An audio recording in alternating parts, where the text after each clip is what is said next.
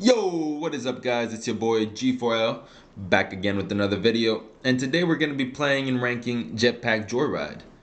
This is going to be a new series diving into each individual game by Halfbrick Studios, discussing its history, gameplay, characters, updates, and more. Then after, I'll be adding the games to one massive tier list at the end of the video. Alright, so first off, I want to start off the story behind Jetpack Joyride, which starts off with the game developer, as you guys know, Halfbrick Studios. The company behind Jetpack Joyride and also a multitude of other game titles such as Fruit Ninja, Fruit Ninja 2, Age of Zombies, and Fish Out of Water. Founded in 2001, Halfbrick Studios started from a small group of game-loving graduates into an international company that has been recognized as one of the top 5 gaming companies in the world and the biggest game publisher in Australia. They experienced multiple initial setbacks before evolving into the well-known studio it is today. Initially, they were established as a sole proprietorship and later transitioned into a partnership. The earliest team members of Halfbrick were a group of actually young graduates from a one-year program at Quantum.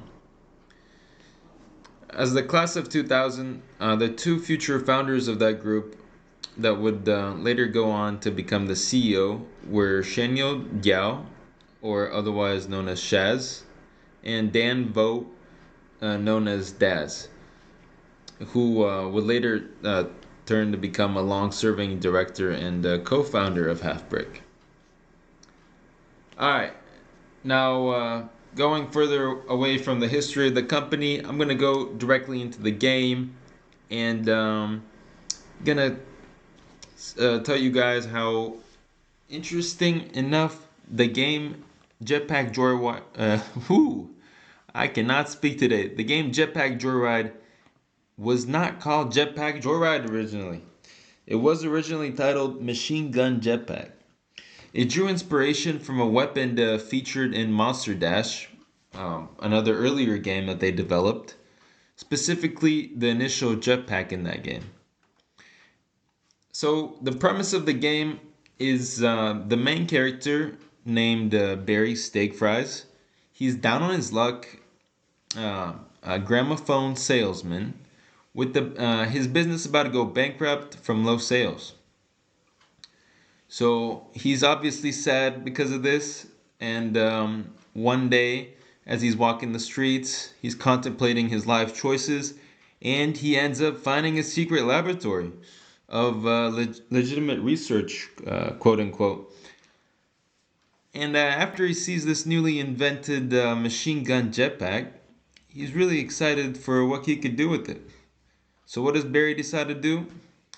He ends up going inside the laboratory and steals it. And that's how we know the game starts. He goes in an adventure through the entire laboratory, and it's endless corridors. And because it's endless, the goal is to travel as far as you can without dying. So, however long you can keep going, the game is never ending, which is always a competitive aspect in that as well, where it makes you and your friends want to compete to get the highest high score, and that's where competition is fierce throughout the friend group back in the day when I used to play this, to whoever would last the longest. So anyways, throughout the development process though of the game, it was updated to reflect the inclusion of multiple jetpacks, as this was not the case in the beginning. It was just the machine gun jetpack, and after that, that's when they started including more varieties, to now where they have, just a load, like at least 100 or more jetpacks that date, I believe, and if not even more. And they also wanted to make the name also visually appealing for the App Store, since the original name was pretty lengthy and it wouldn't even fit in the home screen of if your phone or iPod or whatever back in the day, 2011. I mean, I remember I first had the game downloaded on my iPod. So, anywho, it unquestionably, I know also does sound lame as well. So I'm glad they did not pick machine gun jetpack. Um, it just does not sound good. Or also, they did even try naming it Machine Fun Jetpack, which doesn't uh, sounds pretty cringy in my opinion. It definitely an unworthy name. It's yeah, it's no wonder they did not go with this original name. So, anyways, another major difference in early development was also the original starting screen of the game. It had a window at the center of the screen, which would have worked as a button that would start the game. Barry would smash through it, through the glass, and run towards the left side of the screen to take the jetpack. This would be pretty problematic, as it was weird for him to run towards us, the player, like straight on, and then just start running towards the left to go get the jetpack. It just did not make sense visually. And because right after he got the jetpack, then he would reverse to go back to the right where he would begin his run. So it definitely was a whole mess, and it was just the idea that someone brought up, but it was quickly scrapped to bring it to how it is today, where he busts through the wall instead, rather than trying to bust through the glass, which made no sense. All right, so also when Barry got hit by a missile or zapper in early game, he would have been completely vaporized, turning him into dust. So this was later changed to him bouncing through the lab, which I agree was definitely the better idea, as it not only made it more fun to see him bounce around like that in his dead state, but also it would collect more coins and help the player out as well. With major advantage, I mean, I don't know, for the coins, not so much, but when you do get like the chance to spin at the end and get a bomb for him to keep bouncing to get you a high score, that's where it really counts in my opinion. So also I want to say at the end of the round, the final spin went through a bunch of different design styles. The first one, the first major style that they went through. So here's what happened. It was basically where you would just push a button to stop each spin one at a time. But I'm glad they decided to switch it up to a pull lever system instead, as this was much more satisfying to pull it down.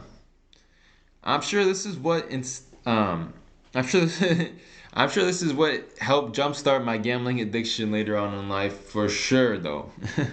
It was super addicting pulling that lever just countless times each round. I mean, I could have kept going and going. Anywho, yeah, the results screen also went through many iterations over the course of development, but this didn't seem like a big surprise to me, as it just seemed like it developed in a way that just better graphic elements were picked, and it just wasn't as big of a shock. Though the first one that they made seems like a game from like the 1990s in its black and white format, it doesn't even seem like it came from Jetpack Joyride, but rather an old school arcade machine. I mean, don't you agree with me? Have you seen those videos where they ask, do you want a dollar or what's in the mystery box? Well, Jetpack Joyride would have been the first one to introduce this concept well before those TikTokers. Hey, the player would have chosen an option to choose between receiving some coins or an item from the box. I just hit a lick with the box. Well, these items meant to serve as extra collectibles with no real purpose. Because of this, some of the stuff inside the box included an adorable puppy, peanut butter smeared on a playing card, and half a watermelon. This idea was later scrapped because nobody ever chose the money, and they couldn't find a way to incorporate the items into the game. to provide some sort of value to the player. Uh, if they were to do this, the developers thought it would turn into a whole collectible card game in itself. And this was not what they were trying to attempt for. The soundtrack of the game in its beginning stages shocked me. It, the first couple ones sound nothing like it is today.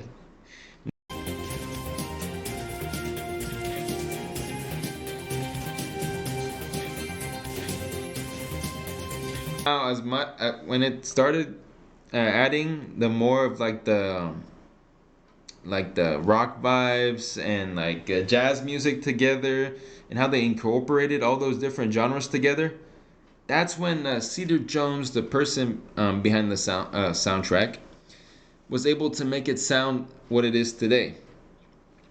And man, it sounds so much amazing. Here, listen to it.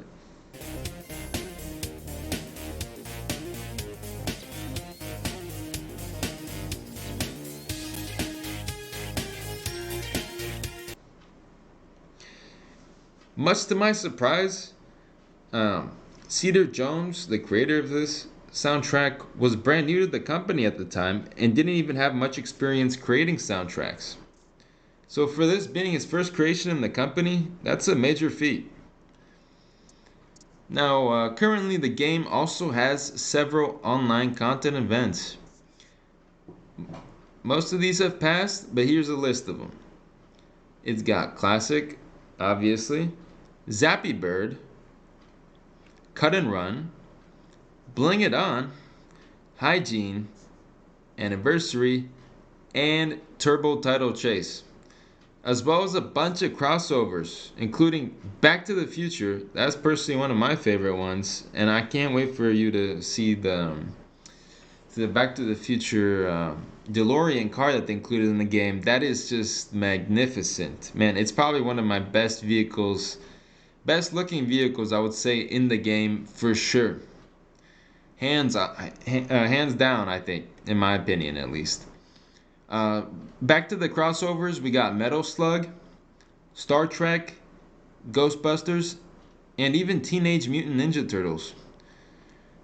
Along with these, there's also a bunch of range of holiday updates as well, including Christmas, Lunar New Year, St. Patrick's Day, Easter, Halloween, and Thanksgiving. On top of all of this, there's a whole different app of the game that was made as an India exclusive version. Looking at that version, it blows my mind how the graphics and even the main character himself has changed. The whole story is quite similar, but his definitely characters have been changed and the graphics have been altered heavily.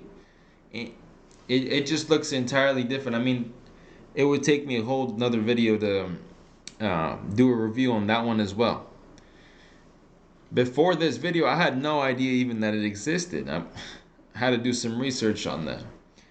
Also, what was made is an arcade redemption game made by Adrenaline Amusements, which looks pretty sick. I mean, imagine having that in your man cave at home. I mean, whew, that would be nice. You could create some nice parties with that, for sure. Also, a board game adaptation by Lucky Duck Games was released in 2019. A little bit late to the party, but I mean, a board game does sound quite interesting, and for a game like this, I'm kind of interested to see how that would end up working. And the biggest one of them all recently released was the sequel, Jetpack Joyride 2. It was soft launched in early 2021 and released in August of next year. Now, I recently did download this game on my phone. So if you guys want to see a review, just give this video a thumbs up. You know, make sure to like it up. I mean, I'm hoping to get at least 30 likes for this one. That would be absolutely amazing. And I do want to do a ranking of that video as well. Unlike the first one, I have not yet, gotten to try it. So I'm quite pumped out for that myself. So let's like this up, share it with your friends, and hopefully we can get that like goal. Nonetheless, though, I am really excited. So I'm gonna continue on with the rating now that we've gotten to the end of the video. I am going to rate this game, and considering everything, not just because of being a childhood favorite of mine, I do genuinely think this game deserves an S tier rating, guys. Definitely S tier. I mean, come on now, come on. Anything lower than S tier would just be outrageous. I mean, to even consider putting it lower, you would have to be crazy.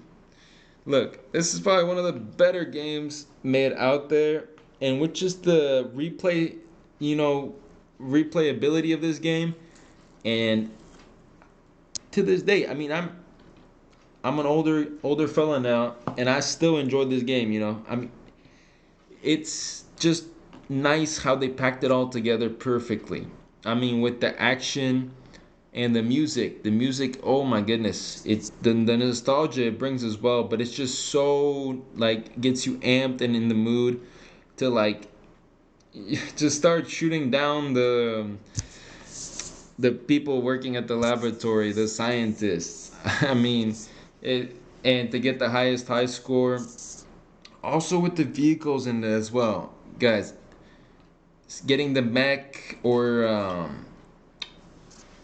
the badass hog vehicle, any of those, it's always just it's fun to see which one you're gonna get each time since it's different.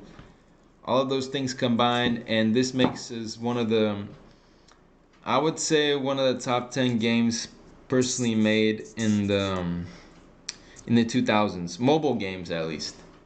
All right, well, thanks for watching, guys. Hope you enjoyed. Give this video a big thumbs up, and I'll catch you guys later. Peace.